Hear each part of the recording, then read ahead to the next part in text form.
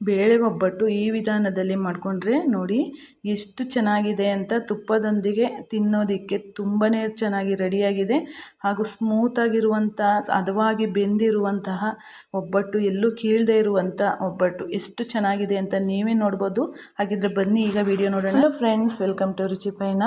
ಇವತ್ತಿನ ವಿಡಿಯೋದಲ್ಲಿ ನಾನು ಮೃದುವಾಗಿ ಯಾವ ಮೆಜರ್ಮೆಂಟಲ್ಲಿ ನಾವು ಮೈದಾನ ಹೇಗೆ ಕಲಿಸ್ಕೊಂಡ್ರೆ, ಯಾವ ವಿಧಾನದಲ್ಲಿ ಕಲಿಸ್ಕೊಂಡ್ರೆ ಮತ್ತು ಎಷ್ಟಕ್ಕೆ ಎಷ್ಟನ್ನು ಹಾಕಿದ್ರೆ ನಮಗೆ ಕರೆಕ್ಟಾಗಿ ಆಗುತ್ತೆ, ಎಲ್ಲೂ ಕೀಳದೇ ಇರೋ ರೀತಿ ಒಬ್ಬಟ್ಟನ್ನು ಮೃದುವಾಗಿ ಹೇಗೆ ಮಾಡೋದು ಅಂತ ಈ ವಿಡಿಯೋದಲ್ಲಿ ತಿಳಿಸ್ಕೊಡ್ತಿದ್ದೀನಿ. ಹಾಗಿದ್ರೆ ವಿಡಿಯೋನ ಎಲ್ಲೂ ಸ್ಕಿಪ್ ಮಾಡದೆ ಕೊನೆವರೆಗೂ ನೋಡಿ.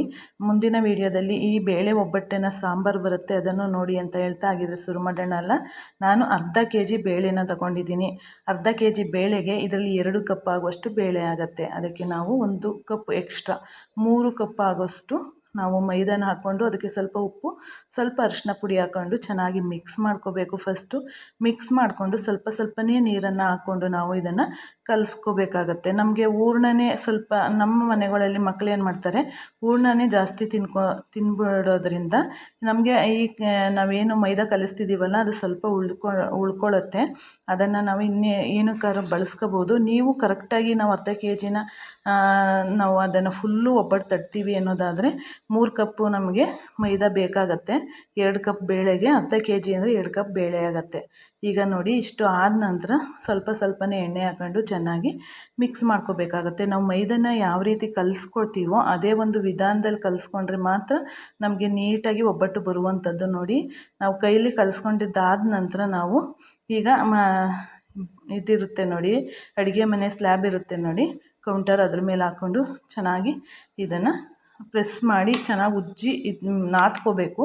ನಾವು ನೀಟಾಗಿ ನಾದ್ಕೊಂಡ್ಮೇಲೆ ಇದಕ್ಕೆ ಏನು ಮಾಡಬೇಕಾಗತ್ತೆ ನೋಡಿ, ಎಲ್ಲ ಒಂದು ಹದವಾಗಿ ಬಂದಿದೆ. ಈಗ ನಾವು ಎಳೆದ್ರೆ ಅದು ಸಲೀಸಾಗಿ ಬರಬೇಕು.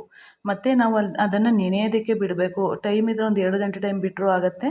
ನಾನು ಒಂದು 2 ಗಂಟೆ ಟೈಮ್ ಬಿಟ್ಟಿದ್ದೆ. ಯಾಕೆ ಅಂದರೆ ಬೇರೆ ಕೆಲಸ ಮಾಡೋ ಗಂಟ ಹಬ್ಬದ ದಿನ ಮಾಡ್ತಾ ಇರುವಂಥದ್ದು. ಹಬ್ಬದ ದಿನ ಅಂದರೆ ನಿಮ್ಗೆ ಗೊತ್ತೇ ಇರುತ್ತೆ, ಕೆಲಸ ಇರುತ್ತೆ. ಅದಕ್ಕೋಸ್ಕರ ನಾನು ಮೊದಲೇ ಇದನ್ನು ನಾದಿ ಇಟ್ಬಿಟ್ಟೆ. ಮೇಲೆ 1 ಸ್ಪೂನಷ್ಟು ಎಣ್ಣೆ ಹಾಕಿ ಮುಚ್ಚಿ ಸೈಡ್ಗೆ ಎತ್ತಿಟ್ಬಿಟ್ಟು ಮನೆಯಲ್ಲಿ ಸ್ವಲ್ಪ ಕೆಲಸ ಇತ್ತು. ಆ ಕೆಲಸ ಎಲ್ಲ ಮುಗಿಸ್ಕೊಂಡು ನಾನು ಬೇಳೆ ಎಲ್ಲ ಬೇಯಿಸ್ಕೊಂಡು ನೋಡಿ, ಅರ್ಧ kg ಬೇಳೆ ನಾನು ತಗೊಂಡಿರುವಂಥದ್ದು. ನಾನು ಆ ಕಪ್ಪಲ್ಲಿ ಅಳತೆ ಮಾಡಿದ್ರೆ ಅದು 2 ಕಪ್ ಬೇಳೆ ಆಗುತ್ತೆ ನೋಡಿ. ಅದನ್ನು ನೀಟಾಗಿ ಒಂದು 2 ರಿಂದ 3 ಸತಿ ಚೆನ್ನಾಗಿ ತೊಳ್ಕೊಬೇಕು. ತೊಳ್ಕೊಂಡಿದ್ದಾದ ನಂತರ ಇದಕ್ಕೆ ಸ್ವಲ್ಪ ಅರಿಶಿನ ಮತ್ತು 1 ಸ್ಪೂನಷ್ಟು ಎಣ್ಣೆ, ಆಯಿಲನ್ನು ಹಾಕಿಬಿಟ್ಟು ಬೇಯೋದಕ್ಕೆ ಇಡೋಣ. ನಾವು ಕುಕ್ಕರಲ್ಲಿ ಬೇಯಿಸಿದ್ರೆ ಏನಾಗುತ್ತೆ, ಜಾಸ್ತಿ ಬೆಂದೋಗಿಬಿಡುತ್ತೆ. ಒಂದು ಹದವಾಗಿ ಬೇಯಬೇಕು ಬೇಳೆ. ಅದಕ್ಕೋಸ್ಕರ ನಾನು ಪಾತ್ರೆಲೇ ಬೇಯಿಸ್ಕೊತಾ ಇದ್ದೀನಿ. ನೋಡಿ, ಈ ಮೇಲೆ ಬರುವಂಥ ನೊರೆ ಏನಿದೆ ಅದನ್ನು ಏನಕ್ಕೆ ತೆಗಿಬೇಕು ಅಂತಂದರೆ, ಆ ನೊರೆ ಇದ್ದಷ್ಟು ನಮಗೆ ಈಚೆಗೆ ಅದು ಉಕ್ಕಿ ಬಂದು ಚೆಲ್ಲುತ್ತೆ. ಅದಕ್ಕೋಸ್ಕರ ಸ್ವಲ್ಪನೇ ಆ ನೊರೆ ಏನು ಬರುತ್ತಲ್ಲ ಅದನ್ನು ತೆಗೆದುಬಿಟ್ಟು ಬೇಯಿಸ್ಕೋಬೇಕಾಗತ್ತೆ. ಬೇಯಿಸ್ಕೊಂಡು ಈ ಬೇಯಿಸಿದ ನೀರಲ್ಲಿ ಮಾಡುವಂಥ ಒಬ್ಬಟ್ಟನ ಸಾಂಬಾರು ಏನಿದೆಯಲ್ಲ, 3 ದಿವಸ ಬೇಕಾದರೂ ಇಟ್ಕೊಂಡು ತಿನ್ಬೋದು. ಜೊತೆಗೆ ಬೇಳೆ ಸಾರು, ಈ ಒಬ್ಬಟ್ಟಿನ ಸಾರಲ್ಲಿ ಇಡ್ಲಿ ತಿಂತಾಯಿದ್ರಂತೂ ನೆಕ್ಸ್ಟ್ ಲೆವೆಲ್ಗೆ ಇರುತ್ತೆ. ಒಬ್ಬಟ್ಟಿನ ಸಾಂಬಾರನ್ನು ಹೇಗೆ ಮಾಡೋದು ಅಂತ ನಾಳಿನ ವೀಡಿಯೋದಲ್ಲಿ ಬರುತ್ತೆ, ಮಿಸ್ ಮಾಡಿಕೊಳ್ದೆ ವೀಡಿಯೋನ ನೋಡಿ.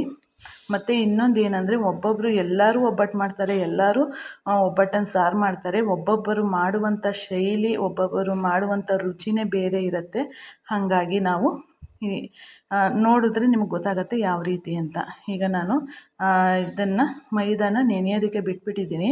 ಅದನ್ನು ನೆನೆಯೋದ್ರ ಒಳಗೆ ನನ್ನ ಮಿಕ್ಕ ಕೆಲಸ ಏನಿತ್ತು, ಪೂಜೆ ಕೆಲಸ ಇತ್ತು, ಎಲ್ಲನೂ ಮುಗಿಸ್ಕೊಂಡು ನಾನು ಇದನ್ನು ಬೇಳೆ ಎಲ್ಲ ಬೇಯಿಸ್ಕೊಂಡು ಬೆಲ್ಲ ಇದೆಲ್ಲನೂ ರೆಡಿ ಮಾಡ್ಕೊಳ್ಳೋ ತನಕ ಒಂದು 2 ಗಂಟೆ ಟೈಮೇ ಆಯಿತು ಅನ್ನಿ.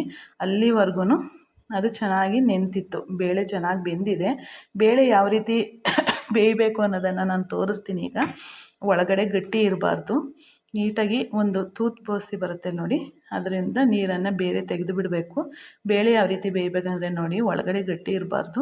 ಕೈಯಲ್ಲಿ ಅದನ್ನು ಪ್ರೆಸ್ ಮಾಡಿದ ತಕ್ಷಣ ಅದು ನೀಟಾಗಿ ಬೆಂದಿರೋದು ನಮಗೆ ಗೊತ್ತಾಗೋಗುತ್ತೆ. ಈ ರೀತಿ ಇರುವಾಗ ನಾವು ಬೇಳೆ ಬೇಯಿಸ್ಕೊಂಡು ಪಾತ್ರೆಗೆ ನಾನು 2 ಕಪ್ಪು ಬೆಲ್ಲನ ಹಾಕೋತಾ ಇದ್ದೀನಿ. 2 ಕಪ್ ಬೇಳೆಗೆ 2 ಕಪ್ ಬೆಲ್ಲ ಹಾಕ್ಕೊಂಡಿದ್ದೀನಿ. 1 ಕಪ್ ತುಂಬ ನಾನು ಕಾಯಿ ತುರಿಯನ್ನು ಹಾಕ್ಕೊಂಡಿದ್ದೀನಿ. ಮತ್ತು ಇದಕ್ಕೆ ಸ್ವಲ್ಪ ಏಲಕ್ಕಿ ಪುಡಿಯನ್ನು ಹಾಕ್ಕೊಂಡು ಇದೆಲ್ಲನೂ ಸಿಮ್ಮಲ್ಲಿ ಉರಿಯನ್ನು ಇಟ್ಕೊಂಡು ಅದನ್ನೆಲ್ಲ ನೋಡಿ, ಈಗ ಏಲಕ್ಕಿ ಪುಡಿಯನ್ನು ಹಾಕ್ಕೊಂಡೆ. ಜೊತೆಗೆ ಇದಿಷ್ಟನ್ನು ನಾನು ಮಿಕ್ಸ್ ಮಾಡ್ಕೊತಾ ಸಣ್ಣ ಉರಿಯಲ್ಲಿ ಮಿಕ್ಸ್ ಮಾಡ್ತಾನೆ ಇರಬೇಕು, ಯಾಕೆಂದರೆ ತಳ ಹಿಡಿದು ಬಿಡುತ್ತೆ. ಸ್ವಲ್ಪ ಗಟ್ಟಿ ಪಾತ್ರೆನೇ ಇಟ್ಕೊಂಡಿದ್ದೀನಿ, ನೀವು ಅಷ್ಟೇ ಗಟ್ಟಿ ಪಾತ್ರೆನೇ ಇಟ್ಕೊಳ್ಳಿ. ಹಾಗೆಲ್ಲ ನಾವು ಉರುಳುಕಲ್ಲಲ್ಲಿ ರುಬ್ಬುವಾಗ ಈ ರೀತಿ ಮಿಕ್ಸ್ ಮಾಡುವಂಥ ಅವಶ್ಯಕತೆ ಇರಲಿಲ್ಲ. ಯಾಕೆ ಅಂದರೆ ನಾವು ಉರುಳುಕಲ್ಲಲ್ಲೇ ರುಬ್ತಿರೋದ್ರಿಂದ ಅದು ಬೆಲ್ಲನೇ ಆಗ್ಬೋದು, ಕಾಯಿನೇ ಆಗ್ಬೋದು, ಅದೇ ರೀತಿ ನುಣ್ಣಗಾಗ್ಬಿಡ್ತಿತ್ತು. ಈಗ ಮಿಕ್ಸಿಗೆ ಹಾಕೋದ್ರಿಂದ ನಾವೇನು ಮಾಡಬೇಕಾಗತ್ತೆ, ಬೆಲ್ಲನೂ ಕರಗಿಸ್ಕೊಂಡು ಎಲ್ಲ ಮಿಕ್ಸ್ ಮಾಡೋದ್ರಲ್ಲಿ ಒಂದು ಅರ್ಧ ಅಲ್ಲೇ ಪೇಸ್ಟ್ ಆಗೋಗಿರುತ್ತೆ, ಬೆಲ್ಲ ಎಲ್ಲ ಕರ್ಗೋಗಿರುತ್ತೆ. ಈಗ ನೋಡಿ ಆನ್ ಆ್ಯಂಡ್ ಆಫ್ ಮಾಡಿಕೊಂಡು ಈ ಅದಕ್ಕೆ ನೀಟಾಗಿ ಬೇಳೆ ಎಲ್ಲ ನುಣ್ಣಗಾಗಬೇಕು. ಆ ರೀತಿ ಹದವಾಗಿ ನಾವು ನೀರು ಹಾಕ್ಬಾರ್ದು. ನೀರು ಹಾಕಿ ಅದು ನೀರಿನಂಗಾದರೆ ನೀಟಾಗಿ ಹೂರ್ಣ ಬಂದಿಲ್ಲ ಅಂದರೆ ಒಬ್ಬಟ್ಟು ಸರೋಗೋದಿಲ್ಲ. ಇದೇ ಕನ್ಸಿಸ್ಟೆನ್ಸಿಲಿ ಬರಬೇಕು. ನೋಡಿ ಎಲ್ಲನೂ ರುಬ್ಕೊಂಡಿದ್ದಾಗಿದೆ. ಈಗೆಲ್ಲ ಇದನ್ನು ಒಂದು ಪಾತ್ರೆಗೆ ಹಾಕ್ಕೊಂಡಿದ್ದೀನಿ. ಈಗ ತೋರಿಸ್ತೀನಿ ನಾನು ಮೈದಾ ಕಲಸಿರುವಂಥದ್ದು ಎಷ್ಟು ನೀಟಾಗಿ ಬರ್ತಿದೆ ಅಂತ. ನೋಡಿ ಎಷ್ಟು ನೀಟಾಗಿ ನಾವು ಯಾವ ರೀತಿ ಎಳಿತೀವಲ್ಲ ಆ ರೀತಿ ಬರುತ್ತೆ. ಯಾಕೆಂದರೆ ಅದು ಚೆನ್ನಾಗಿ ನೆಂತಿದೆ, ಅದರಿಂದ ನಮಗೆ ಕರೆಕ್ಟಾಗಿ ಒಬ್ಬಟ್ಟನ್ನು ಮಾಡೋದಕ್ಕೆ ಆಗತ್ತೆ. ಇದಕ್ಕೆ ಒಂದು ನೀಟಾಗಿರುವಂಥ ಕವರನ್ನು ಇಟ್ಕೊಂಡು ಅದಕ್ಕೂ ಸ್ವಲ್ಪ ಎಣ್ಣೆಯನ್ನು ಹಾಕ್ಕೊಂಡಿದ್ದೀನಿ. ಎಣ್ಣೆ ಸಾರ್ಕೊಂಡು ಏನು ಮಾಡಬೇಕು, ಇದನ್ನು ಸ್ವಲ್ಪ ಅಗಲವಾಗಿ ತಟ್ಕೋಬೇಕು. ಒಂದು ಉಂಡೆ ನಮ್ಮ ಕೈಯಲ್ಲಿ ಒಂದು ಉಂಡೆಯಷ್ಟು ತಗೊಂಡು ಇದನ್ನು ನಾನು ಹೂರ್ಣನೂ ಉಂಡೆ ಕಟ್ಟಿ ಇಟ್ಕೊಂಡಿದ್ದೀನಿ.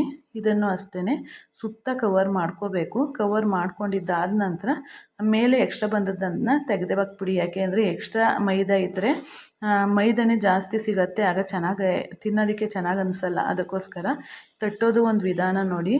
ಸುತ್ತ ಫಸ್ಟು ತಟ್ಕೋಬೇಕು. ಮಧ್ಯೆನೇ ಫಸ್ಟು ತಟ್ಬಿಟ್ರೆ ಏನಾಗುತ್ತೆ, ಸುತ್ತ ಎಲ್ಲ ಗಟ್ಟಿ ಬಂದುಬಿಡುತ್ತೆ. ಆದಷ್ಟು ನಿಮಗೆ ಎಷ್ಟು ಅಗಲ ಬೇಕು ಅಷ್ಟು ಅಗಲ. ಕೆಲವರೆಲ್ಲ ತೆಳುವಾಗಿ ಇಷ್ಟಪಡ್ತಾರೆ, ಕೆಲವರೆಲ್ಲ ಮಂದಕ್ಕಿರುವ ಒಬ್ಬಟ್ಟನ್ನು ಇಷ್ಟಪಡ್ತಾರೆ. ಹಾಗಾಗಿ ನಿಮಗೆ ಯಾವ ರೀತಿ ಬೇಕೋ ಆ ರೀತಿ ತಟ್ಕೋಬೋದು. ನಾವು ಮೈದಾನ ನೀಟಾಗಿ ಒಂದು ಹದವಾಗಿ ಕಲಿಸ್ಕೊಂಡಿದ್ರೆ ಇದೆಲ್ಲ ಮಾಡೋದಕ್ಕೆ ಸಾಧ್ಯ. ನೋಡಿ ನೀಟಾಗಿ ಬಂದಿದೆ, ನೋಡ್ತಾ ಇರ್ಬೋದು, ಎಲ್ಲೂ ಕಿತ್ತೋಗಿಲ್ಲ. ಈಗ ನೀಟಾಗಿ ನಾನು ತವಾನು ಕಾಯೋದಕ್ಕೆ ಇಟ್ಕೊಂಡಿದ್ದೆ. ಈಗ ನಾನು ಇದಕ್ಕೆ ಸ್ವಲ್ಪ ಎಣ್ಣೆಯನ್ನು, ತುಪ್ಪ ಹಾಕಿಲ್ಲ ನಾನು, ಬೇಕಂದರೆ ನೀವು ತುಪ್ಪನೂ ಹಾಕೋಬೋದು, ಚೆನ್ನಾಗಿರುತ್ತೆ. ನಾನು ತಿನ್ನೋದಕ್ಕೆ ತುಪ್ಪನೇ ಇಟ್ಟಿದ್ದೀನಿ. ಅದರಲ್ಲಿ ಹಚ್ಕೊಂಡು ತಿನ್ನೋದಕ್ಕೆ ಇದನ್ನು ಹಾಲಲ್ಲೂ ಕಲಿಸ್ಕೊಂಡು ತಿಂತಾರೆ. ನಮ್ಮ ಹುಡುಗರುಗಳೇನ ಅಂದರೆ ತುಪ್ಪನೇ ಬೇಕು ಅಂತೇಳಿ ತುಪ್ಪದಲ್ಲೇ ತಿಂದರು.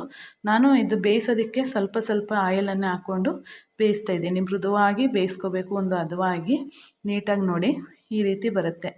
ಈ ರೀತಿ ನೀಟಾಗಿ ತಟ್ಕೊಂಡು ನಾವು ಮೇನ್ ಏನಂತಂದರೆ ಬೇಳೆ ಬೇಯಿಸೋದ್ರಲ್ಲಿ ಮತ್ತು ರುಬ್ಬೋದ್ರಲ್ಲಿ ಜೊತೆಗೆ ನಾವೇನು ಮೈದಾನ ನೀಟಾಗಿ ಕಲಸಿ ನಾದ್ಕೋತೀವಲ್ಲ, ಇದಿಷ್ಟು ಪಾಯಿಂಟು ಇಂಪಾರ್ಟೆಂಟ್ ಆಗುತ್ತೆ ಈ ಒಬ್ಬಟ್ಟು ಮಾಡೋದ್ರಲ್ಲಿ.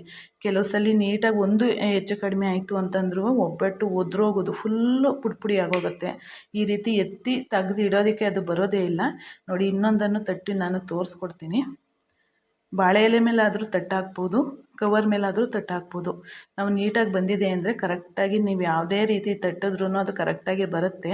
ಆದಷ್ಟು ಮೈದಾನ ಎಕ್ಸ್ಟ್ರಾ ಇರುವಂಥ ಮೈದಾನ ತೆಗೆದುಬಿಡಿ. ಆದಷ್ಟು ಅದಕ್ಕೆ ಎಷ್ಟು ಬೇಕು ಅಷ್ಟು ಮೈದಾನ ಮಾತ್ರ ತಗೊಂಡು ಅದನ್ನು ನೀಟಾಗಿ ಉಂಡೆ ಮಾಡಿಕೊಂಡು ತಟ್ಟಬೇಕಾಗತ್ತೆ. ನೋಡಿ ಈ ರೀತಿ ತಟ್ಕೊಳ್ಳೋಣ. ಬೇಕಂದರೆ ಸ್ವಲ್ಪ ಎಣ್ಣೆಯನ್ನು ಕೈಗೆ ಸವರ್ಕೊಂಡು ಈ ರೀತಿ ತಟ್ಕೊಳ್ಳಿ. ನೀಟಾಗಿ ಒಂದು ಶೇಪಲ್ಲಿ ಬರುತ್ತೆ.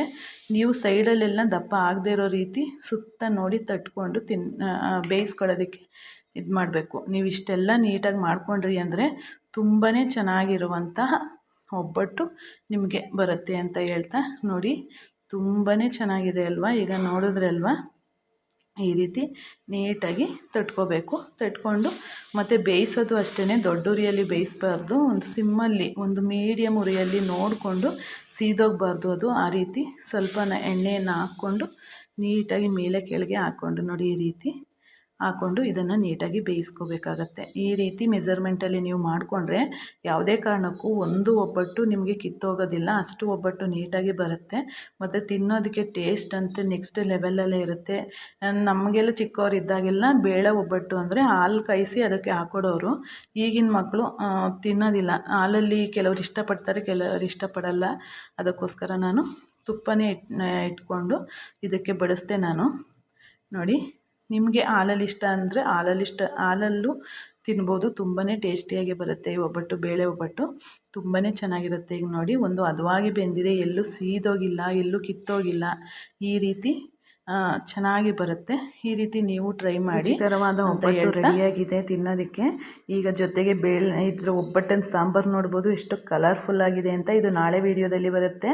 ಹಾಗಿದ್ರೆ ಈಗ ಎಷ್ಟು ಚೆನ್ನಾಗಿರುವಂಥ ಒಬ್ಬಟ್ಟು ತುಪ್ಪದ ಜೊತೆಗೆ ತಿನ್ನೋದಕ್ಕೆ ರೆಡಿಯಾಗಿದೆ ಅಂತ ಹೇಳ್ತಾ ಇಲ್ಲಿಗೆ ಈ ವಿಡಿಯೋನ ನಾನು ಮುಗಿಸ್ತಿದ್ದೀನಿ ಫ್ರೆಂಡ್ಸ್. ಹೇಗಿದೆ ಅಂತ ನೀವು ಕಮೆಂಟ್ ಬಾಕ್ಸಲ್ಲಿ ತಿಳಿಸಿ. ನೋಡಿ, ಒಂದು ಒಬ್ಬಟ್ಟು ಎಲ್ಲೂ ಕಿತ್ತೋಗಿಲ್ಲ ಮತ್ತು ಎಲ್ಲೂ ಸೀದೋಗಿಲ್ಲ, ಅಷ್ಟು ನೀಟಾಗಿ ಬಂದಿದೆ. ಧನ್ಯವಾದಗಳು friends. Thank you for watching. Full video ನೋಡಿ.